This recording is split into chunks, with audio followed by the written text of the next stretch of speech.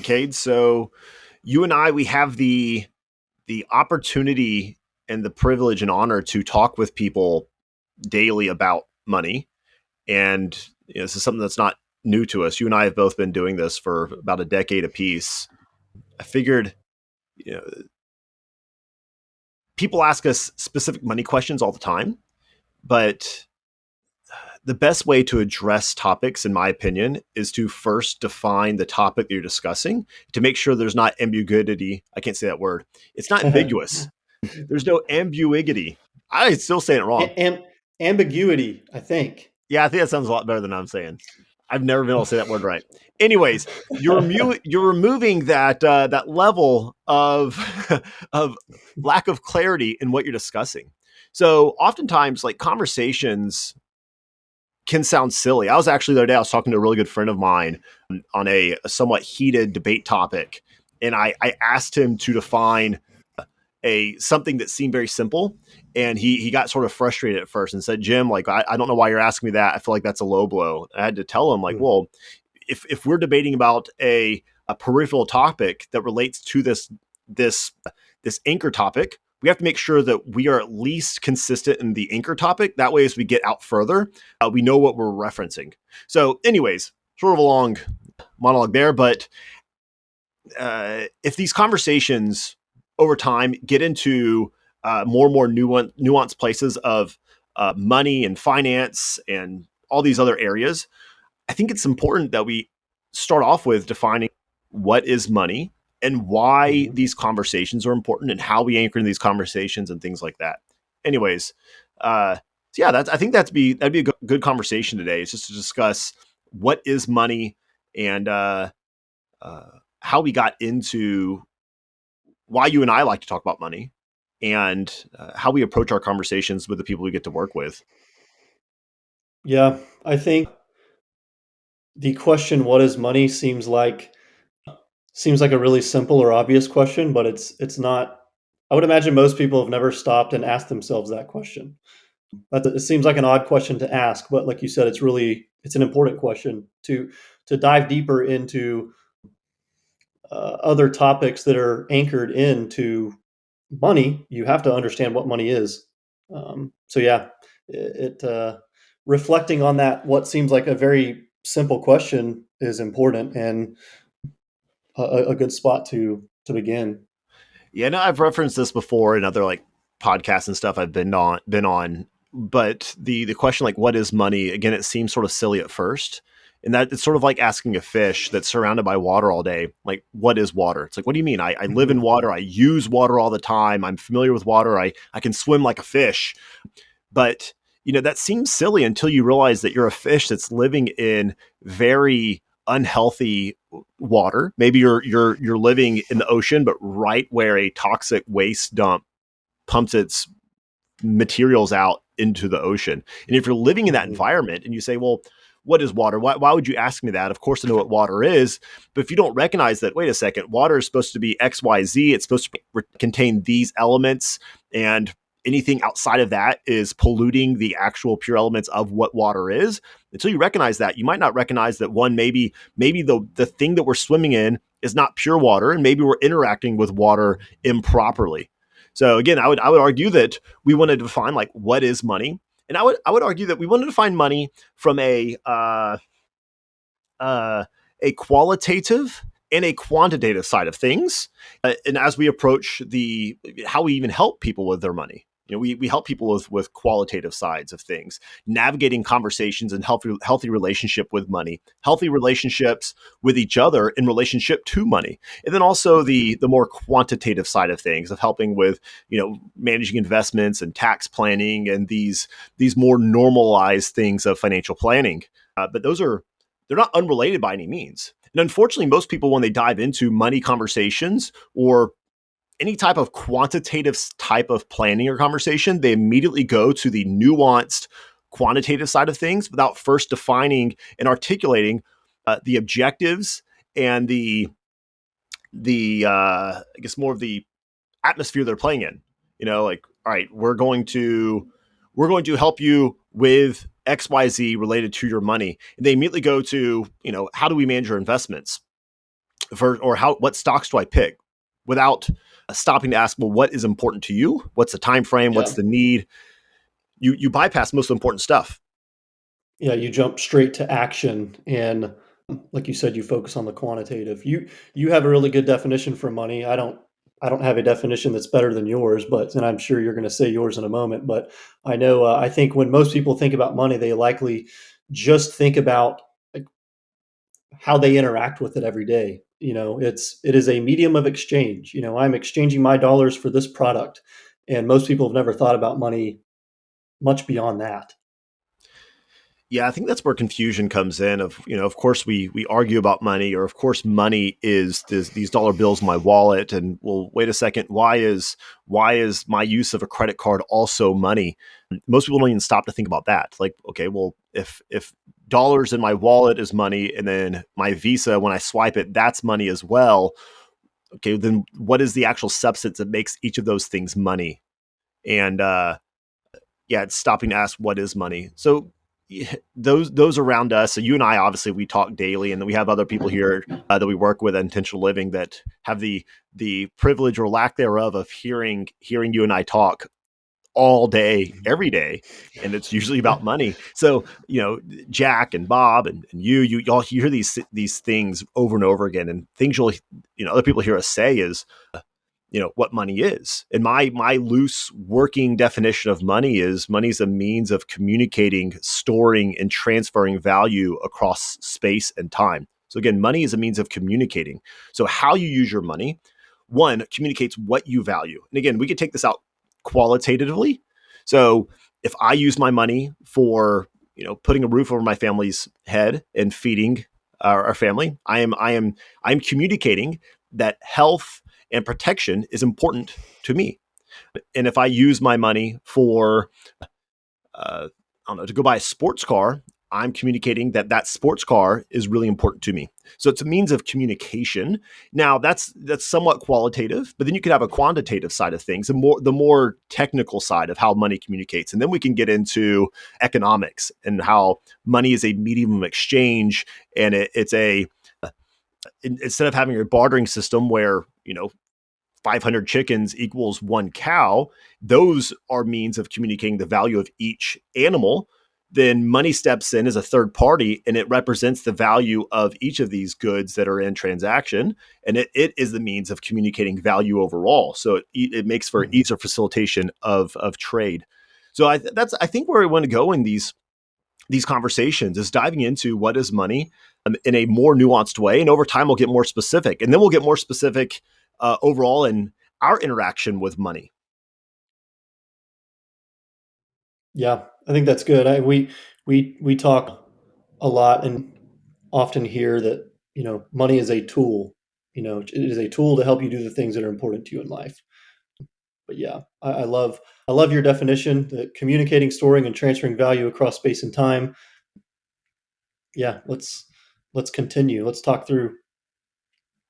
Again, so as you and I, obviously our job is to help people with their money, and people ask us all the time, so what is it that you do? My general response is a fewfold. Well, one, our foundational job is to help you articulate what is important to you in life, and then help you align and use your money for those purposes in the most efficient and effective way. That is what I would say our job is. So there's the articulation of what you value and the alignment of your resources, your money, your time, your job, your business, relationships with what it is you say you value. And we'll get into this a little bit more, but just talking through, again, money communicates. And the way that we use our money, the way that we use our time, is certainly a means of communicating what you value. I think that's why money can be so polarizing or such a high means of fighting, is because, hey, you say that this is important to you with your words, but your calendar and your checkbook are communicating something different. And your time and your money are definitely means of communicating. So if we don't have consistency across your words, your money, and your time, it's going to send mixed signals, and it's going to lead to a lot of frustration. So Yeah, again, that's what we do, is we help people articulate what's important to them, and then align their resources, primarily their money, but other resources as well, with what they say that is important to them. And we hold them accountable to those things. And also another catchphrase that Jack and Bob and our clients, they hear us say all the time is, outside of our jobs to help you articulate what's important to you and use your money for that, it's also like we live anywhere and everywhere that your life and your money intersect. And that's really what our job is. That's why, the name of our company is called Intentional Living. It's this place of making intentional decisions anywhere and everywhere that your life and your money intersect. But again, to do that properly, I would argue that we need to start with your life and the articulation of what you value so then we can make sure that your resources are being aligned with that, not vice versa. And unfortunately, a Mhm. lot of people, they dive in too far with the money side of things, and suddenly their life has to conform with what their money is going towards. And we'll get into that when it comes to like debt and rigidity with lifestyle because of money rigidity, and the overemphasization of the money side of things, with neglect to the life side of things. That was quite the monologue. I'm sorry. You have any thoughts there before we, I guess, get going in more specifics? Yeah, I think, what you mentioned, the importance of articulating what's important to you, as an individual, and if you have a family, your family, your spouse, everyone together, like what's important to you individually, what's important to you as a family. And I feel like and aligning your money, your resources with those things. I feel like a lot of the times, spouses in particular, especially if there's historically been conflict about money, if they were to take the time to have a deep conversation around their values and understanding, like, hey, what's actually important to us, most of the time they're probably trying to do the same things. They're just going about it a different way. Like, if one spouse tends to be a saver and the other is a spender, maybe maybe the maybe the value that they're both trying to communicate is I want to spend more time as a family, but one spouse is doing that by spending money now on trips and on going out to eat and things currently that the saver spouse views as, why are you blowing all of our money? Like, this is crazy. The saver spouse, they're trying to accumulate wealth so that their vision one day is to maybe retire and then go on trips and spend a lot of time as a family. So they both have the same value of, I want to spend time with my family. They're just doing it a different way. And because they've never stopped to have a conversation about it, it comes off as like they're enemies in that situation. Yeah, I think I want to get in that, like unpack that more deeply. Let's do that in our next conversation as far as like money in relation to marriage. I mean, that's a large reason I got into the personal finance space is money Hmm. and its contribution to divorce and personal stress. And I think Yeah. that's a conversation really we need to go into and help people start unpacking from a philosophical and personal side of things, before we get too deep on like, money's cause of divorce and suicide and, terrible things like that. Let's talk through our approach with money conversations. So I guess, uh, can you describe how we go through like helping the families we work with? If we say our job is to help you articulate what's important to you, do you want to just talk through how we do that and why we think that's important? Yeah. I mean, how we do that, the first step for any new client here, and I would say it's probably something that we do every few years with existing clients, just because your situation changes a bunch, and it's worth revisiting this conversation. But we begin with three questions, and we call it our homework. So you get this homework that's three questions that most people, I guess, when they're engaging with a financial planner, they would expect those questions to be about, you know, my income and my taxes and balance sheet, all these things, which are important, but that's not where we feel like it's best to begin. Those three questions that we send are questions that really help uh, peel back the layers of what is truly important to you. What do you value? Again, individually and as a family. So those three questions are, I don't know, maybe somewhat invasive, intimate questions that, again, you wouldn't expect to hear from a financial planner, so they might catch you off guard, but they're extremely important to for us to take the time to actually get to know you. What do you value and what's important? Because if we don't start there, like Jim said earlier in the conversation, a lot of people tend to just jump straight to action and the qualitative things when it comes to money. They jump straight into opening an account and buying a mutual fund or buying some stocks or whatever, but they didn't take the time to ask themselves the deeper, more important question of why am I doing this? What's important to me and what's the value that's actually driving these actions, these decisions that I'm making, the goals that I'm setting. So that's where we begin. It's interesting. What you find is most people have never been invited to a conversation of being asked these intimate questions. And I think everyone wants that. Everyone wants to be known. Everyone wants to know others and to be known for who they are.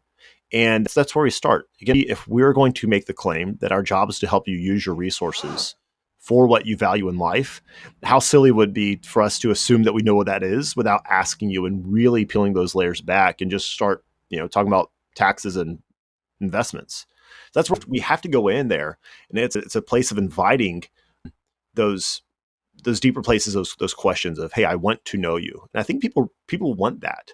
So again, the questions we ask are not the shallow, like, hey, tell me 6 of your goals. Because if you start with goals, what I found, at least personally, if you start someone fresh off a conversation is, hey, tell me about your goals, they're usually gonna be caught off guard and they're gonna freeze.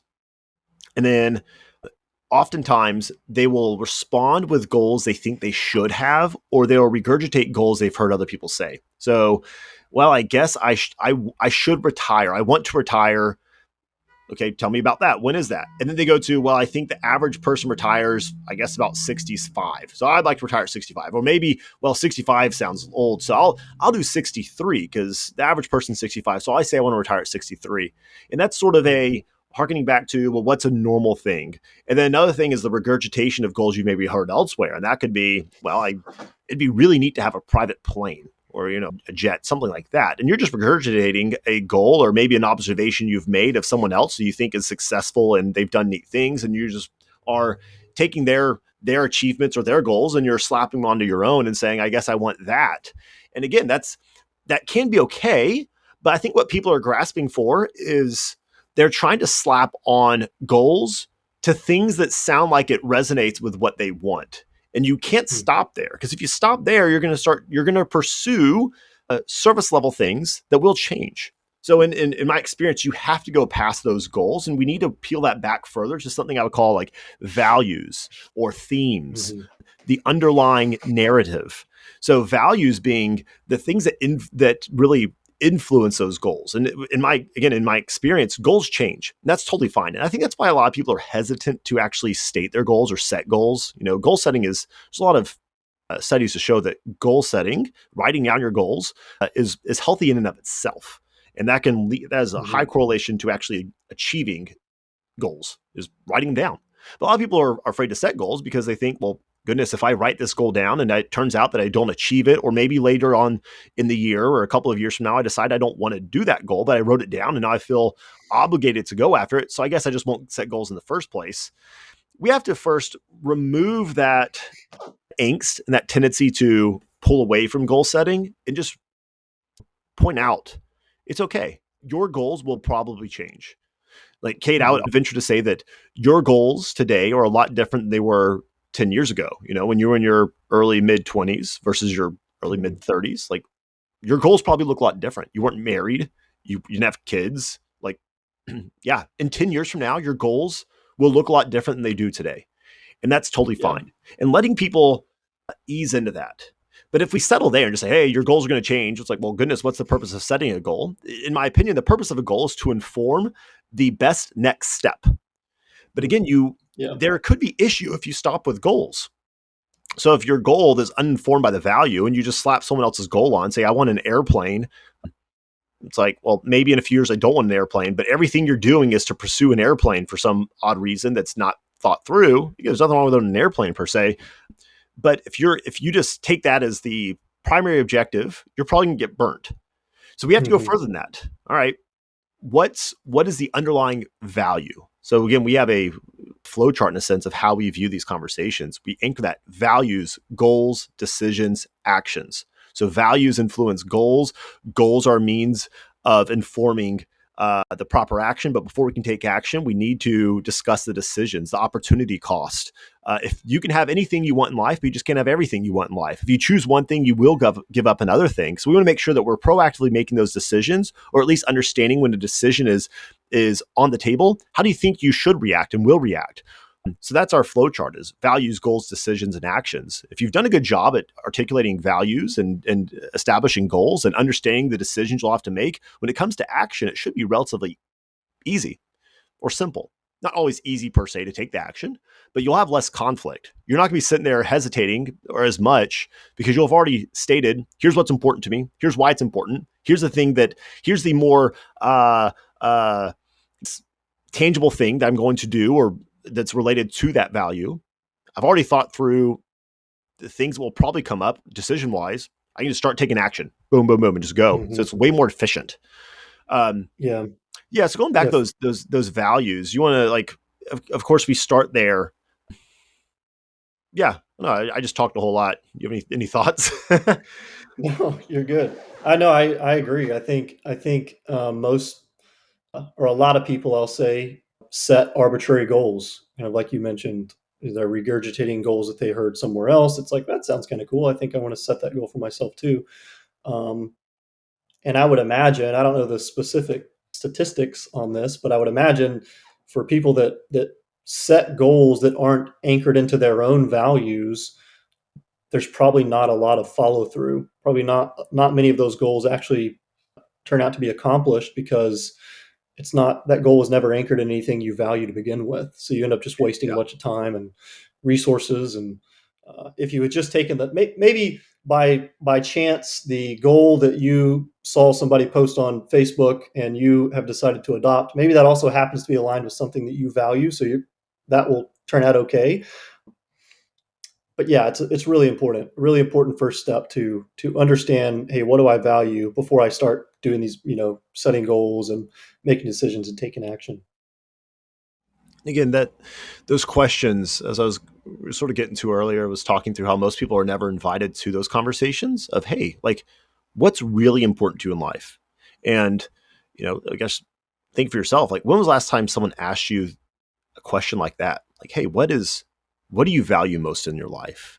It's very rare, let alone Yeah. like, hey, Cade, what do you want to achieve in the next 12 months? You probably get asked that routinely, probably by your buddy who reads a ton of self-help books or something like that. But when was the last time someone really stopped and asked, hey, what's really important to you in life? How do you want to be remembered? And they pause to give you time to think and respond. It's incredibly rare, but really important. And I think that we need to start with that. And I'm not saying, well, here, I'll go into what I'm not saying in a minute. I want to finish what I'm actually saying. So I'm always saying, what I'm saying is that's really important. And we want to make space and time for that. Because if we're going to allow that to influence your goals and allow your goals to influence how we're going to navigate those decisions and finally the actions we take, it would be foolish if we skip that part. Now, I do want to be clear on what I'm not saying. I'm not saying that what you say is important or your goals themselves should always be pursued. I'm not endorsing that your desires are always right. I'm not endorsing selfishness. I'm not endorsing always follow your heart. I'm not endorsing that, hey, whatever I want is always right and is always important. Just because you want something in life, just because you think something's important, just because you value something does not make it okay necessarily. So you have to go further than that. That's an interesting part of our job, is asking people like, hey, what's important to you? And if someone says something that's important to them that's actually harmful to them or society or their family or their kids or their spouse, like, that's an interesting part of us navigating those conversations. And sometimes that requires calling them out. Like, hey, you said that you want to do X, Y, and Z, but that doesn't make sense in context of what your moral framework or the moral framework of our society, or let alone like the moral framework of how we view, influenced by our Christian perspective. That's where things get really, really, really interesting. I mean, we'll get to this further in like probably a specific goals conversation, but just to keep things high level. A few years ago, my wife, her name's Kendra, you know that, Cade. Kendra and I were talking, and a goal that Kendra had for a while, and again, this is the sort of a problem related to goals. And we did take the conversation further than this. But for a while, she said, man, I think I want to start homesteading. So I want to get some acreage. I want to get some chickens and some goats and all these things to sort of get off grid a little bit. And finally, after this conversation became a little bit more serious, I posed to her and I had to remind her, hey, babe, you said that we want to start spending our summers in the mountains where it's cooler. And I don't want to have to stay in Texas from May through August to take care of a couple goats. We can't escape. So we had these conflicting goals. And of course, that's a very lighthearted example, but just because you have something, you have to consider those trade-offs, opportunity costs, the decisions. Sometimes those decisions are obvious and they just conflict. And sometimes it's like, hey, that's an unhealthy goal. That's not good for you. It's not good for society or whatever. And again, you could argue like, Jim, that that's judgmental. I would say that, well, if you're saying that I'm judgmental, that's a judgmental statement right there. So there are healthy parameters of judging. And it's a matter of how are we judging? Am I judging improperly? Am I judging in an unhealthy way? Are we judging properly? So anyways, I know that's an odd place to take this conversation, but I would feel, I'd be remiss if I did not bring that up. And I don't want people to think that if someone brings up something that is obviously unhealthy, that we're going to fully endorse what they're trying to achieve simply because they said it's important to them.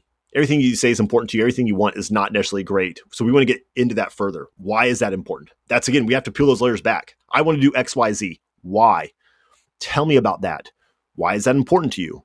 How does that align with what you said is important to you? And this goes back to, Cade, that the statement of financial purpose. Do you want to just talk about that right quick? Yeah. I mean, so all of our clients, we have them give us a statement of financial purpose, which is it's a one sentence mission statement for your money. So they complete the sentence that we or I desire financial independence so that. And that the statement of financial purpose is there so that as things come up in our relationship and they are trying to decide, hey, should I do this thing or should I purchase this product or whatever the decision that they're trying to navigate might be, we can come back to, um, hey, let's revisit your statement of financial purpose. Is this decision that you're making, is it aligned with what you originally told us is ultimately the most important thing to you, and why you are setting off on this journey to begin with is your statement of financial purpose, your ultimate why. Is this decision you're making uh, aligned with that? And if it's not, then we need to have a deeper conversation around maybe your financial purpose has changed, and we need to have a conversation there. Or if this decision you're trying to make is not aligned with what you've said is ultimately really important to you, then maybe it just helps to make those decisions much easier. It's easier to say, no, don't do that thing because you said this was ultimately the most important and why you're doing all this. This clearly doesn't align with that. So no. Um, Yeah, I view that as almost a self-invoked accountability measure. Like, okay, yeah. this in summary, after going through those values conversations, the goals conversations, the decisions conversations, all of these things, we're going to come back and we're going to try to summarize this in one statement as an accountability measure, and that will be the lens through which we view and we think through money decisions. And again, if it doesn't fit through that lens, if it doesn't align with that, then it's meant to be accountable. Like you're supposed to be accountable to that. Either what you said is important to you in that statement was either a lie or off, or we need to think through the decision you're making right now and maybe realign that. And I think that's why it's important to going past goals, going into the values, is to dig deeper and think through ultimately what's important to you. Why is that important? So you don't just go off on talking about goals. Yeah, I know we've talked a bit today, sort of redundant in a sense, but I think it's a good place to start. Again, if we're going to talk through Yeah. like how to use your money, we have to start talking with like what is money, and what is money can be qualitative, quantitative, and I think it's a good place to start is just how do we even approach conversations around money itself. And again, we have to get past how do you use your money. Again, how do you use your money? What is it? So how do you want to use it? They have to go past goals. You have to get into these values, this place of articulating what's important to you. That way it can trickle further from there in an efficient and effective manner to support what you say that is important to you. So that's how we approach things. Okay, thanks for hanging in. Yeah, if you could, I want to end each episode in a, I guess, in summary, and then also sort of lighthearted. So Okay. we can give each other two questions, so we can take turns on the first question. It could be anything related to this conversation today. So I guess my question for you would be, um, hmm, how, trying to think of like a too long didn't read TLDR type of thing. So could you, in summary, the framework of how we try to get people to articulate what they value on an individual basis? Yeah, I would say it starts with those questions. Those three questions that we ask to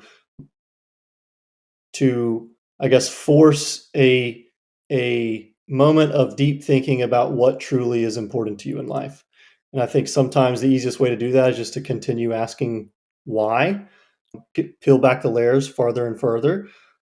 So if you go to if someone asks you what's important to you in life and the first thing you think of is, I don't know, having a second home in the mountains. It's like, okay, why? Well, because I love the mountains and I live in a hot area and escaping to the cool, dry air sounds great. Okay, well, why? And just keep asking why until you can't ask why any further. You'll eventually land at, okay, what's the value? What's the motivation behind this thing I originally said was important? It will help you get down to the root of what really matters. So I'd say kind of forcing deep thought into what you value before and kind of forcing pause before people do what feels natural, which is jumping straight to setting goals and taking action on them.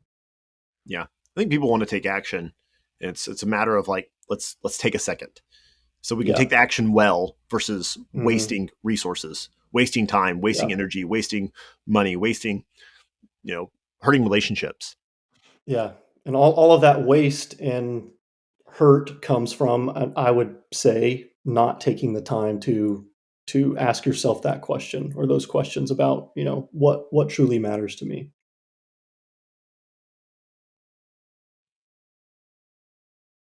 What kind of what do you have? What question do you have for me? Again, sort of a summary point of the Yeah, conversation. I guess, I mean, we talked about a lot. I think the theme was anchored into that whole values discussion and why that's important. But what would you say if someone were to take one thing away from this conversation? What would you want that to be? I'd want that to be for you to routinely pause and actually consider what's important to you.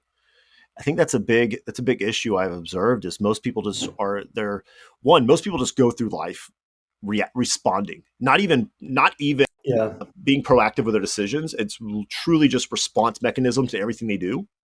yeah, Some people set goals, so they're not necessarily just responding, they are being proactive in a sense. But very few people stop to ask, why do we even have those goals? What is important to me? So that's my biggest thing is stop. Take a mm, moment. Do this routinely. To ask yourself, sit down if you have a spouse, sit down with your spouse, ask them, hey, what's important to you? Again, people want to be known. And you should, if you care about someone, you should want to know them, and everyone wants to be known. So stop and heck, even get to know yourself. yeah. Start asking those better questions, and do that regularly. Cade, That's I good. guess let's do a sort of a silly question before we take off. So Okay. as you're aware, I have four young kids, and they're getting to a fun phase because now they ask questions like this all the time. So I've got a whole slew of them. So Atticus, my 7-year-old, asked me the other day. He said, "Dad, would you rather be able to fly or transport, like be able to transport anywhere in time, or sorry, anywhere in space, not time, Mm, that's a good one, Atticus. or teleport?" That's what I'm looking for. So fly Fly or or teleport. teleport? I think Without spending too much time, I think I would say because sometimes I can like I'll sit and when we end this call, I'll probably go sit down and think about this deeper, but probably fly. I really like eagles. There's an eagle in the painting behind me. I really like eagles and birds of prey, and just watching them fly, I think looks like a lot of fun. And so, yeah, I would say fly. I'd rather fly. Instead of posing the same question back to you, I don't have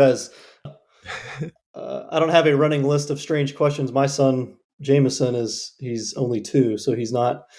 His questions don't make any sense, and I don't even know what he's saying most of the time.